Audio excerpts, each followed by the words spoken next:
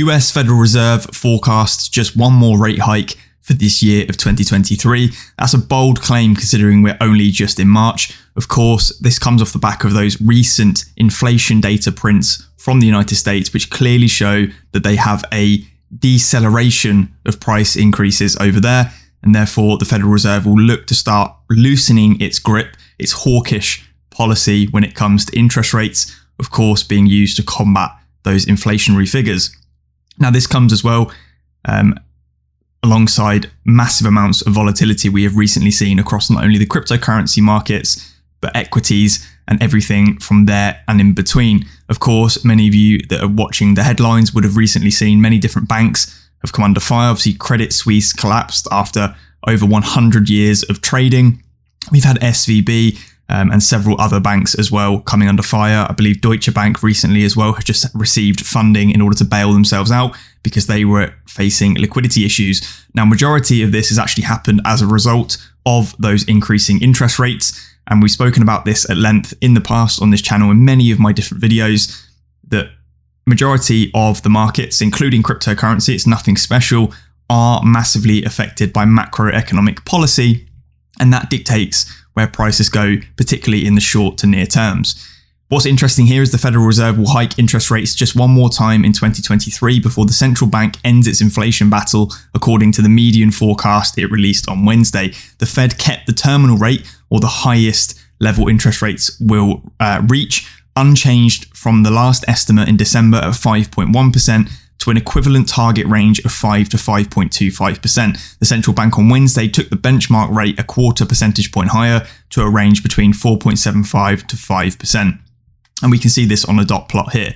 What's really interesting as well is roughly about a year ago, maybe slightly less than 12 months in duration, I released a video looking at these macroeconomic impacts on these different markets. And I was turning around and saying way back then that the terminal rate would be pivotal for a majority of these markets.